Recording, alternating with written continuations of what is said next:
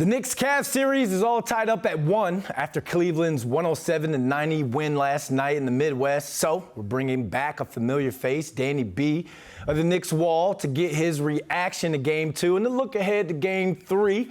Danny B, welcome back. Thanks for coming back on. And I'm just going to ask you straight up, man, because it looked like two different Knicks teams from Game 1 to Game 2. What happened last night? Well, you know how I like to look at things, right? So I'm going to spin it because it also looked like two different Cavs teams, right? And I think that's a big piece to it. After Game 1, we obviously led most of the way through, and getting the win on the road in Cleveland.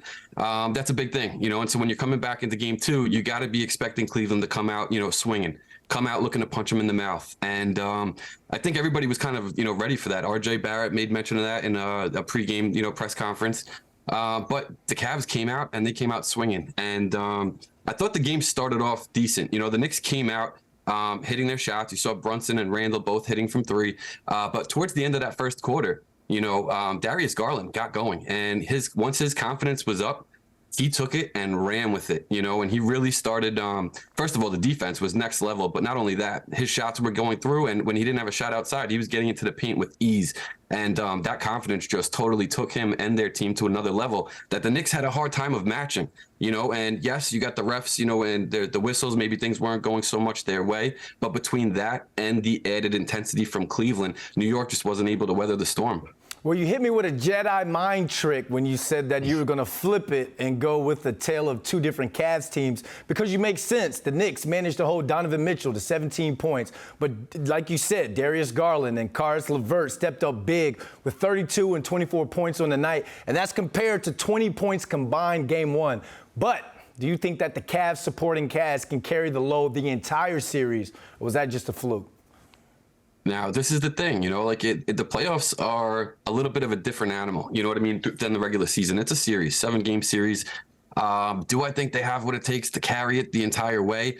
I don't think so. The same way as you kind of look at us and our secondary, cast, between IQ, between Grimes, between RJ, guys that have struggled so far in the first 2 games. So you have that there too. And I just don't see either of those lasting throughout the length of the entire series. I expect it to go back and forth, so now that the series is tied 1-1 and we're going back to New York, I'm looking for New York now to turn it up, you know what I mean? And to kind of punch back. I was surprised last night, the Knicks have kind of shown through the season that they can weather that type of a storm in a game.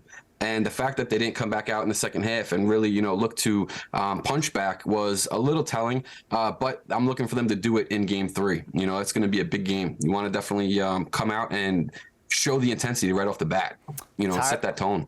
Tied up at 1. Game 3 in this series heads back to the Garden. After watching Tibbs' game plan for both Games 1 and 2, what changes you think he's going to make for Game 3? So this is a great question because after Game 1, right, it was really on the Cavs to adjust, and they came out in Game 2 and they definitely made some adjustments.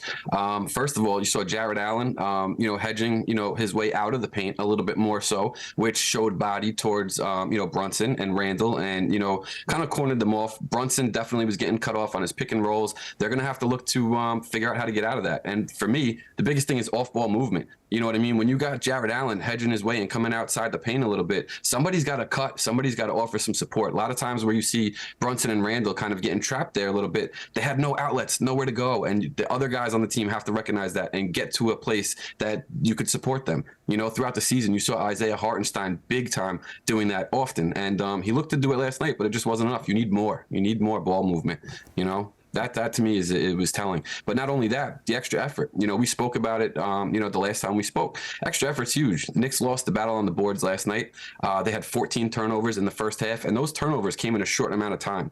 Of those turnovers, the Cavs had 32 points off the Knicks, the regression. So right there, that's not a great recipe for success. And in a world where the Knicks are not a great shooting team, they need to take care of the little things. So that's what I'm looking for in Game 3. Well, the effort and the energy is going to be at the Garden Friday night, 8:30 p.m. Well, we bring it. Oh, Knicks fans bring it. If there's a viewing party somewhere out there, somebody invite your boy. I'm trying to be outside for this one. Brandon, I'm glad you said that, man. The Knicks Wall and Slam Magazine are having a joint watch party for Game 3. It's at one of our buddies' stores called See No on Canal Street. First 100 people through the door get a free Jalen Brunson magazine with him on the cover of that Slam mag. There's going to be drinks, food, music, obviously the game on at 8:30. So come on down, man. I'd love to have you come through. Well, snap, I don't have to work on Saturday. Don't threaten me with a good time. Danny B, thanks for joining us, my man. Anytime. Be good, man.